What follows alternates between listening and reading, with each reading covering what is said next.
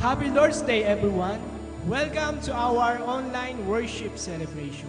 Sa araw pong ito, samahan niyo po kami sa pagpupuri at pagsamba sa ating Panginoon. Halina't purihin natin siya.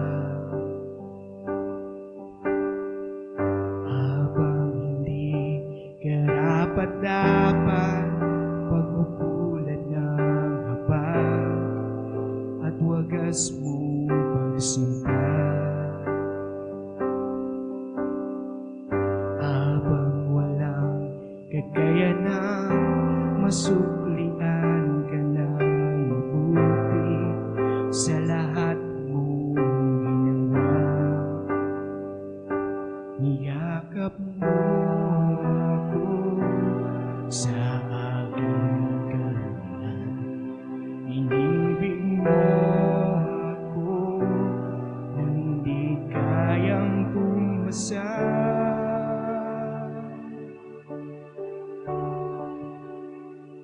O Diyos ng katarungan at katwiran na kahit minsan di nabahira ng kabanalan kalwalhatian. Salamat sa supulang biyaya mo.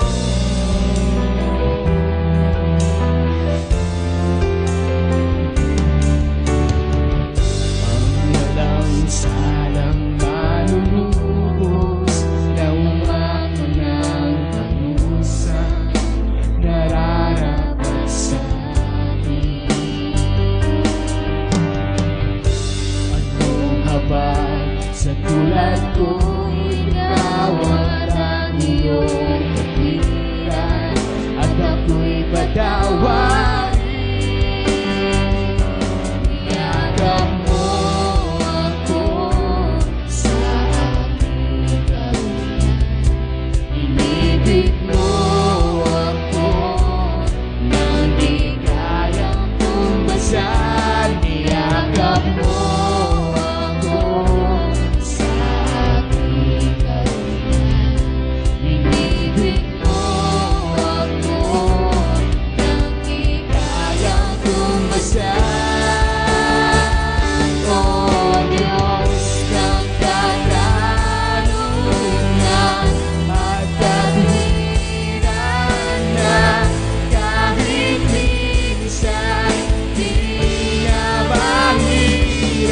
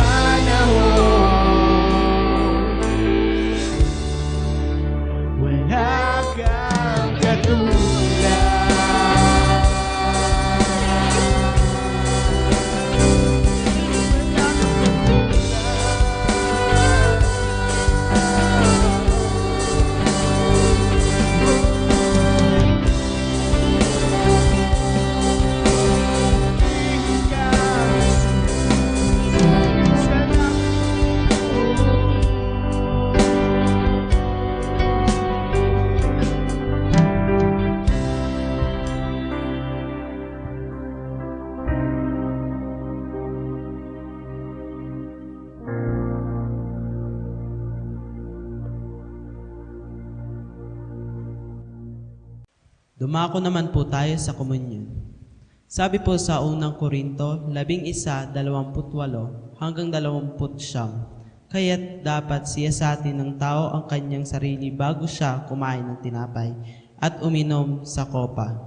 Sapagkat ang sino mang kumakain at uminom ng hindi kinikilala ang halaga ng katawan ng Panginoon ay kumakain at uminom ng kahatulan laban sa kanyang sarili. Sa bawat pagtanggap po natin ng Holy Communion, ay hindi lamang ito ginagawa ng basta-basta lamang. Kailangan muna nating siyasatin ang ating mga sarili kung karapat-dapat po ba tayong tumanggap nito. Humingi tayo ng kapatawaran sa ating Diyos at hayaan siyang linisin tayo sa ating mga karumihan upang maging kalugod-lugod tayo sa paningin ng Diyos sa pagtanggap natin ang komunyon na ito.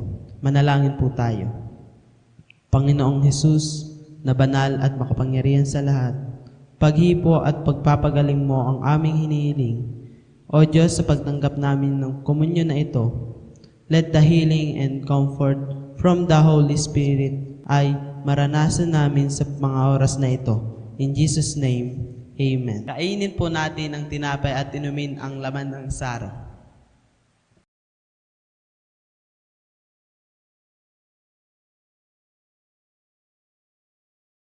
Dumako naman po tayo sa ating pagbibigay. In 2 Corinthians 9:7 says, "Each of you should give what you have decided in your heart to give, not reluctantly or under compulsion, for God loves a cheerful giver." Ang pagbibigay sa Diyos ay hindi yung may mabunot ka lang sa bulsa mo.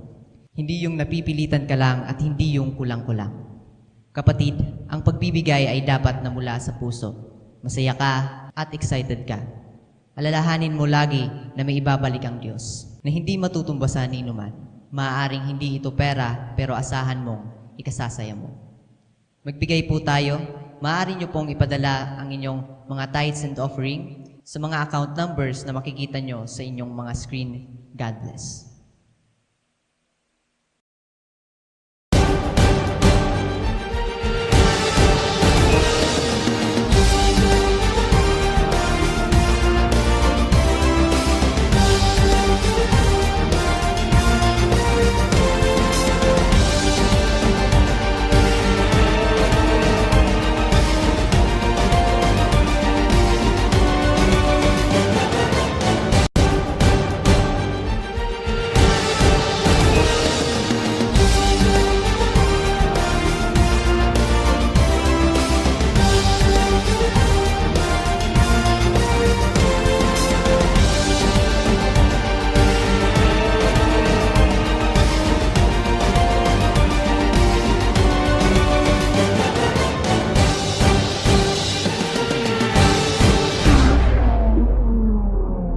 Happy Lord's Day po sa ating lahat. Pagpalain po tayo ng Panginoon sa araw na ito.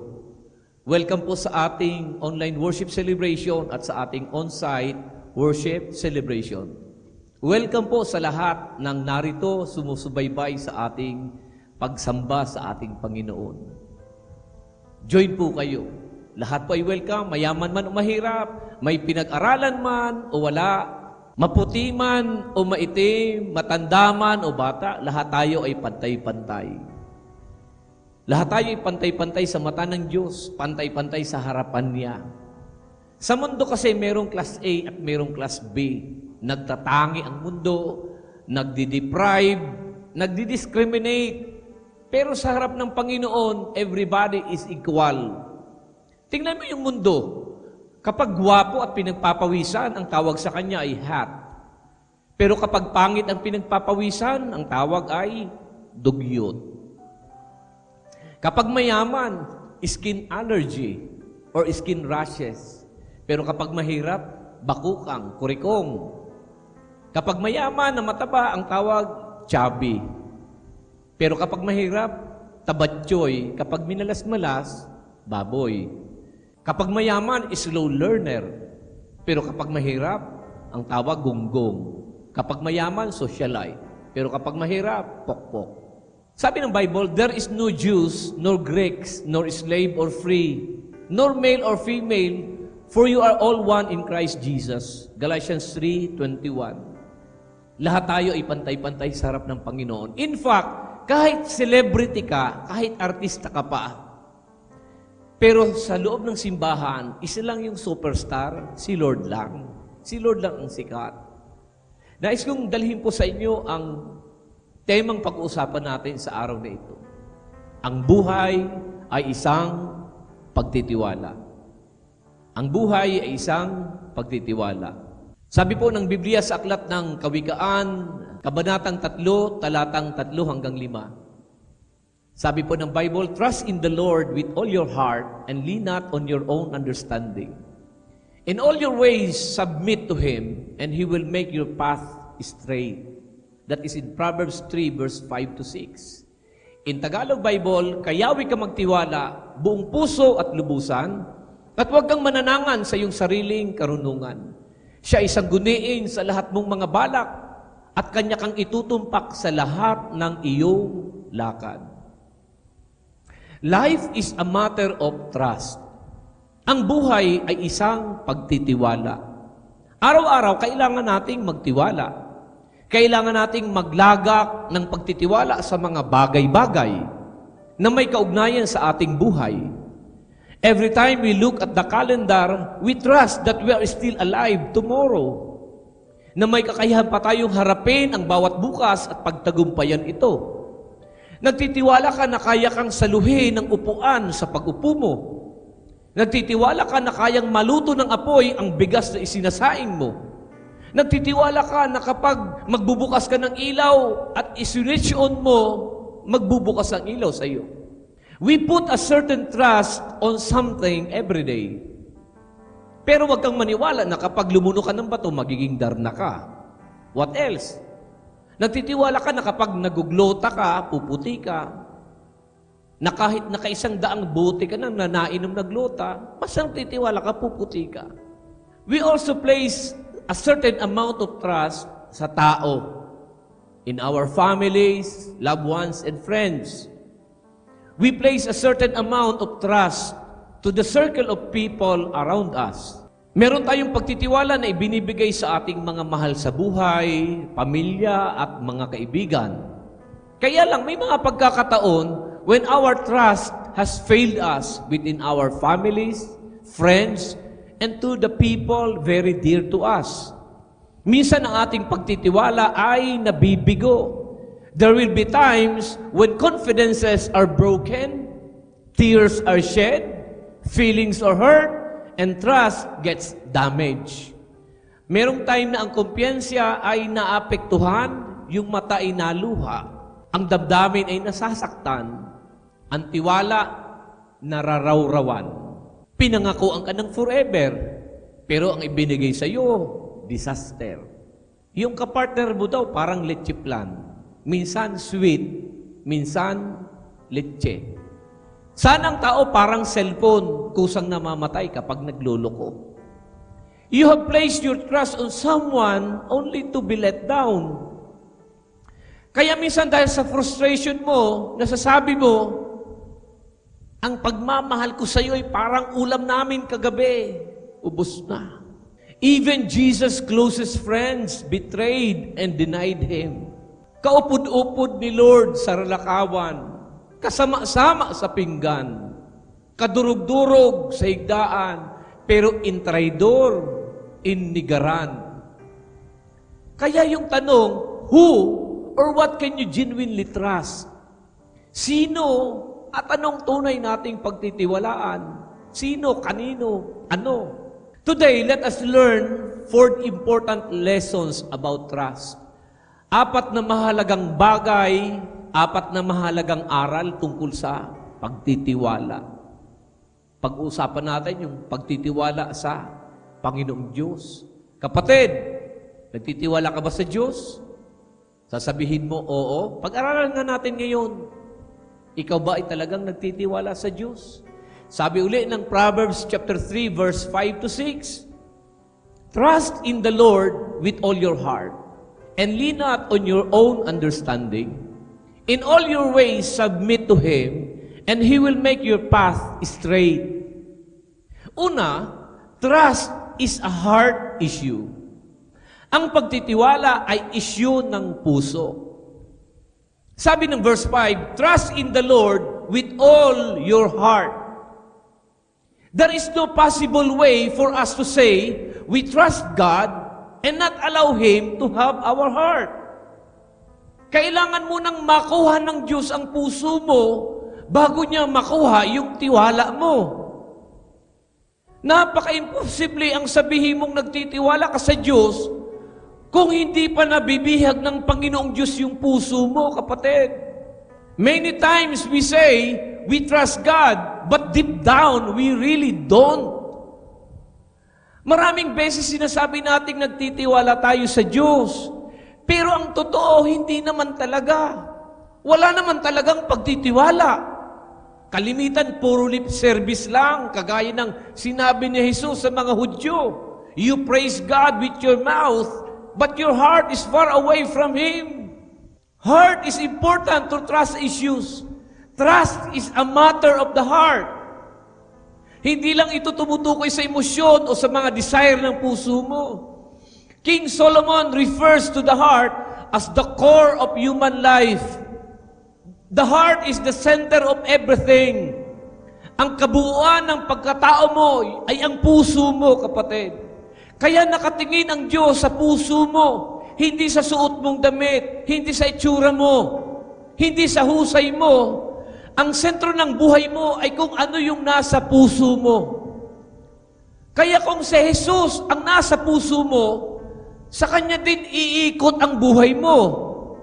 Sa Kanya din iikot ang pagtitiwala mo. And you say nagtitiwala ka? Hindi mo nga siya masamba dahil inuuna mo yung lakwatsa. Nagtitiwala daw, hindi mo nga nagiging priority ang kanyang tahanan dahil mas priority mo ang pasyalan. Magiging totoo ang pagtitiwala mo kung nabihag na ng Diyos ang puso mo at sa Kanya mo na pinaiikot ang buhay mo. Mas inuuna mo nga yung yaya ng barkada mo kaysa pagyaya ng Diyos sa iyo. Trust is an issue of heart. It is an issue of the heart. Kaya nung sabihin ni Haring Solomon, trust in the Lord with all your heart, he is actually saying, trust God with all of your life, all of your possessions, all of your being, and all that you will become. Kung nasa Kanyang puso mo, kaya ka magtitiwala ng buong buhay mo, ng mga kayamanan mo, ng kabuuan mo, ng kinabukasan mo. You need to trust God with all of your resources, your finances, your wealth, your everything. Trust is talking about the whole deal. All means exactly all. Magtitiwala ka sa Diyos ng lahat-lahat. Everything. Not some, not a portion, not a part of it, not a little, but everything. Trust in the Lord with all your heart. Kung magtitiwala ka sa Panginoong Diyos, dapat lahat ititiwala mo. Now, you say you trust God, but you do not trust God with your finances.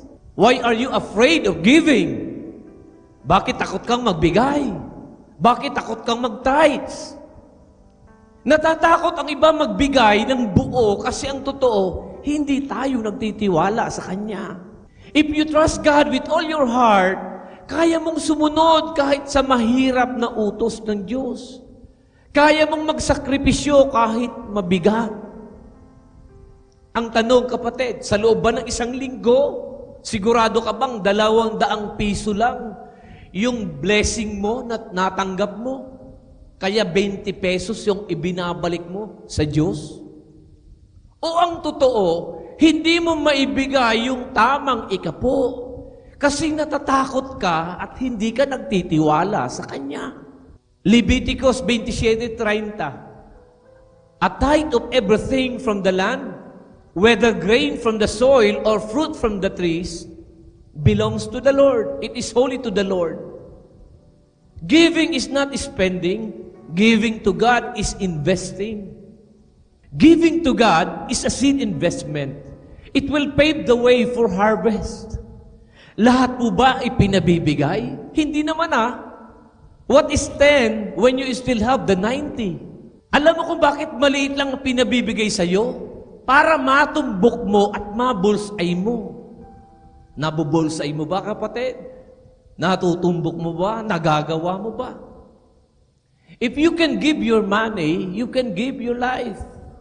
Because money is your life. Buhay mo yung pera mo. Pinagpawisan mo, pinagtrabahuan mo, nagbanat ka ng buto, nagsakripisyo ka. Kaya kapag kaya mong ibigay sa Diyos yung pera mo, kaya mong ibigay yung buhay mo. Yung rich young ruler sa Bible, maaring sinusubok lang ng Diyos, kagaya ni Abraham. Pero, tinalikuran niya si Jesus. Bakit? Because his money is his life. Yung buhay niya, yung pera niya, hindi si Jesus ang nasa puso niya, kundi yung kayamanan niya.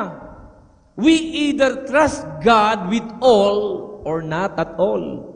Trust God with your health. Trust God with your wealth, with your whole life. Ang pagtitiwala ay issue ng puso. Pangalawa, trust moves beyond understanding. Pagtitiwala kahit hindi mo naiintindihan. Sabi ng verse 5, trust in the Lord with all your heart and lean not on your own understanding. Huwag kang mananangan sa iyong sariling karunungan. One of the great truths of life is that there are times when life doesn't make sense. Isa sa realidad ng buhay ay may pagkakataon na hindi mo na iintindihan ang mga nangyayari sa iyo. Parang walang kwenta ang buhay. Parang walang saysay. Hindi mo magets. Hindi mo ma-absorb. Hindi mo maunawaan. What is happening to me? Why is this happening to my family? Ikaw mismo nahihirapan ka. Ikaw mismo burong ka. Naluluto ka. It leaves you in a complete lack of understanding. There are times na ang mga nangyayari sa buhay mo ay beyond your ability to comprehend. Pinipilit mong intindihin pero hindi mo maintindihan. Pinipilit mong unawain pero hindi mo maunawaan. Minsan may mga nangyayari sa harapan mo na ayaw mo. Wala kang kontrol sa nangyayari, sa kaganapan sa buhay mo. Ayaw mo pero nandyan sa harapan mo. Sabi ni Solomon, trust in the Lord with all your heart and lean not on your own understanding. Do not lean on your own understanding. Huwag kang mananangan. Ayaw pagsasarig sa naiisip mo, kay ikaw mismo di mo sabot. Ayaw pagsasarig sa sadiri mo na kaaraman, kasi madalas sablay. May mga hapot na di mo kaya simbagon. Minsan simbagon mo man, parambang. May mga sitwasyon na wara sa sadiri mo na kagahuman, wara sa sadiri ta na kagahuman. Sabi ng awit 56:3, when I am afraid, I will trust in you. Kapag ako'y natatakot, o aking Diyos na dakila, sa iyo ko ilalagak pag-asa ko at tiwala. That means you lean on God at all times. In all situations, and every possible way, ang hindi mo carry ng Diyos. Ang hindi mo naiintindihan ng Diyos. Ang hindi mo kaya niya. Sa mga panahon na hindi mo naiintindihan ang mga nangyayari, sasabihin mo, Panginoon, nagtitiwala ako sa iyo. Ano man ang nangyayari sa buhay ko at sa paligid ko, bahala ka na, Panginoon. I trust you. When I am afraid, I put my trust in you. Sometimes, life is not fair. Ang buhay minsan ay hindi patas. Never totally free of pain and never beyond difficulties. May mga pain ang buhay. May mga kulog kita na namamatian. Kulog sa buot. Kulog sa lawas, kulog sa tiyan, kulog sa ngipon, kulog sa ulo, kulog sa likod, kulog sa tuhod, sa kasakasuan, kulog sa pangutbong, kulog din buot, kulog sa bulsa. May mga pain ng buhay, may mga rimalaso, may mga challenges ang buhay. Diri gabos na nangyayari, naiintindihan ta. Naunawaan kaya ni Jose, bakit ibininta siya bilang alipin ng kanyang mga kapatid, ng kanyang mga kuya? Nauunawaan kaya niya bakit nakakulong siya na wala naman siyang kasalanang ginagawa? Naunawaan kaya ni Daniel bakit nag-pray lang siya? Itinapoy siya sa yungib ng mga leon? Bakit si Pablo nakaranas, batuhin, bugbugin, at madaming beses na palutang-lutang sa dagat? Bakit kailangan mong mangutang? Bakit wala na ngang makain? May sakit pa, may karamdaman pa. Akay pobre kami, maski mahigos man kami. Sabi sa nakasurat sa tricycle, higos, tios, hugak, tigbak. Matali man, akay di nakapasa. Madunong man, akay tambay. Malinaw ang mata, napapangkog pa. Itong sabi ng Biblia. Ito pang isang bagay na napansin ko sa mundong ito, sabi ni Haring Solomon. Ang mabilis ay hindi siyang laging nananalo sa takbuhan, ni ang malakas ay laging nagwawagi sa digmaan. Ang matatalino ay di laging nakakasumpong ng kanyang mga kailangan, at di lahat ng marunong ay yumayaman. Napapansin ko rin na di lahat ng may kakayahan ay nagtatagumpay. Lahat ay dinaratnan ng malas, mga ngaral 9:11. Sometimes, life doesn't make sense. Ang buhay minsan balisinwara hamang.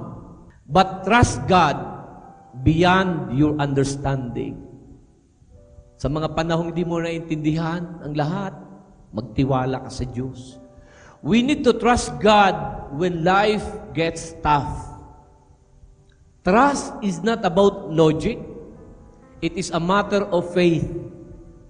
We may go through hard times. We may have days filled with heartaches and pain. We may have days when life is beyond our control. What is happening to me? What is happening to my kids, to my children? What is happening to my finances, my health? What is happening to my job, etc. Hindi man natin kontrolado ang mga nangyari sa buhay natin. But life is never beyond God's control. Ang lahat ay nasa kamay at pagkukontrol ng Panginoong Diyos. When we lean on to God, we gain His limitless resources. Kapag sa Diyos ka magtitiwala, tiyak may malaking biyaya. Trust is a heart issue. Trust moves beyond our understanding. Pangatlo, trust must acknowledge God's presence. Ang pagtitiwala ay ang pagkilala na kailangan mo siya. Sabi ng verse 6, in all your ways, acknowledge Him. Ang pagtitiwala ay pag-acknowledge sa Kanya na nandyan siya para sa iyo, kapatid. Di ba siya ang Diyos na nangako na hindi kita pababayaan at hindi kita iiwan? God made a promise that He will never leave us and He will never forsake us. He promised that He would always be with us. Kasama mo siya sa liwanag at kahit sa panahon ng dilim ng buhay. When God makes a promise, He keeps it. We can trust Him in every situation and in every trial.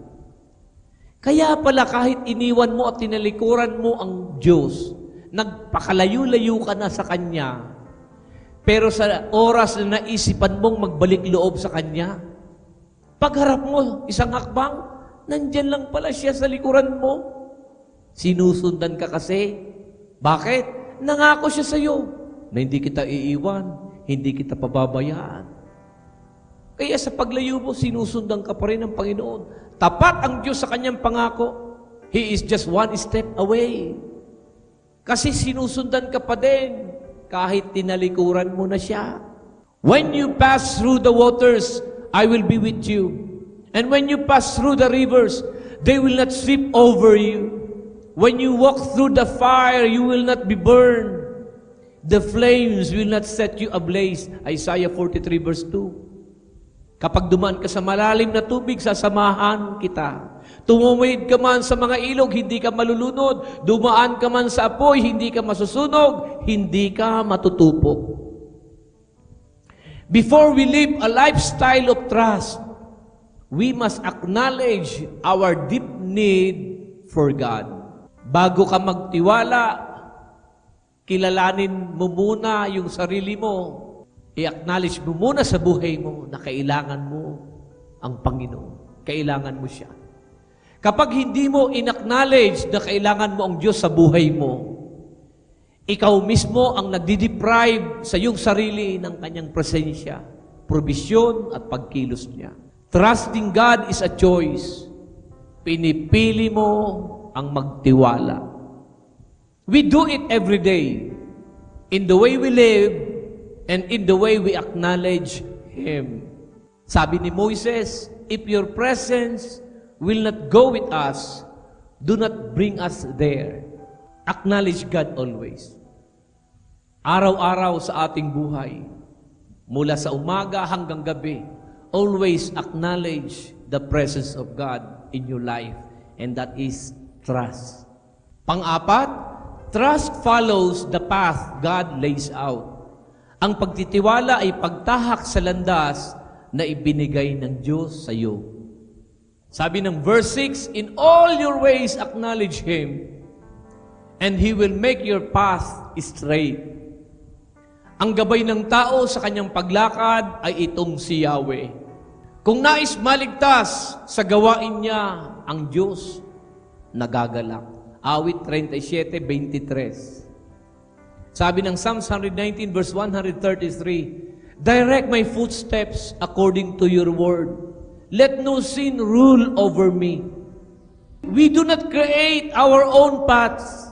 Hindi po tayo gumagawa ng sarili nating daan. Kasi meron nang ibinigay ang Diyos na daan para sa atin. We follow the one that God has already laid out for us.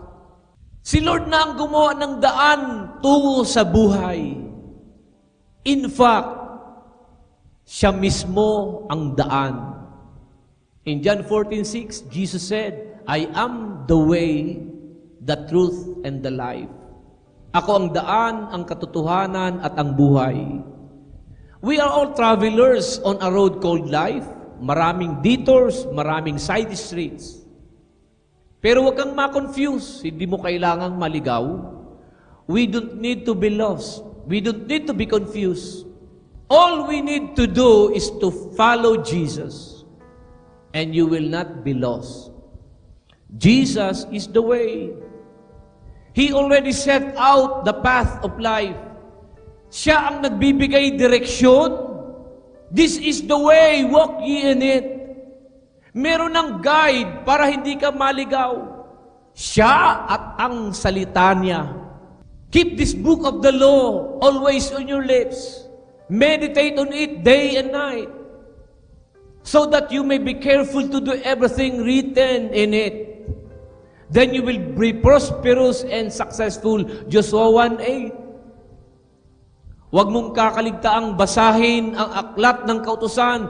Pagbulay-bulayan mo yun araw at gabi, upang matupad mo ang lahat ng nakasa doon. Sa ganon, magiging masagana at matagumpay ang iyong pamumuhay. Josue 1:8. Sabi ng Psalms 119 verse 105, salita mo'y tanglaw na sa akin ay patnubay. Sa landas kong daraanan, liwanag na tumatanglaw. May blueprint na susundan mo na lang, kapatid. Don't leave God out of the picture. Isama mo ang Panginoon at ang kanyang salita sa journey ng buhay mo. Huwag mong iitsapera si Lord sa journey mo. I will rather walk the path of pain and suffering with God than walk with the path of pleasures and success without Him. Ang buhay ay parang isang elevator. It only goes up or down. Each day we make a choice to either go up in your relationship with God or you go down in your relationship with God. Trust God or trust myself. When we follow God, He never messes up the directions. He never sends the wrong way. He never leads us in the wrong way. Ang buhay ay isang pagtitiwala. Magtiwala tayo sa ating Panginoong Diyos. Sundan natin ang Panginoon. Lumapit tayo at sumunod tayo sa Kanya. Ang pagtitiwala ay issue ng puso na kaya mong pagtiwalaan ang Panginoon ng lahat-lahat sa buhay mo, ng pera mo, ng kabuhayan mo, ng kinabukasan mo. You cannot say you trust Him if you cannot trust Him with everything. Ang pagtitiwala ay pagtitiwala sa Diyos kahit hindi mo naiintindihan ang mga nangyayari sa buhay mo. Sa Kanya ka sumasandal, hindi sa iyong sariling kakayahan. Ang pagtitiwala ay pagkilala sa Kanya na kailangan mo siya. Panginoon, kailangan kita. Ang pagtitiwala ay ang pagtahak sa landas na ibinigay ng ating Diyos. Siya ang daan, sundan mo na lang, kapatid. Gabay mo siya at ang kanyang mga salita. Pagpalain po tayo ng Panginoon sa araw na ito, sana po kayo ay may natanggap na mensahe at nabusog po kayo. Tayo po'y magsitayo, itaas ang ating mga kamay at ako'y nagdideklara ang kapayapaan ng Panginoon sa ating lahat, ang panatag na puso, ang matiwasay na pag-iisip, ang masayang kalooban at malakas na pangangatawan, ang pinagpalang buhay at kabuhayan ay dumaloy sa iyo at sa iyong sambahayan. Pakaingatan ka ng Diyos sa isang buong linggong darating at ang kapayapaan niyang maghari sa atin. Tanggapin nating lahat ito sa pangalan ng Ama, ng Anak at ng Espiritu Santo. Lahat ay magsabi ng Amen. Happy Lord's Day. Happy Lord's Day. God bless you.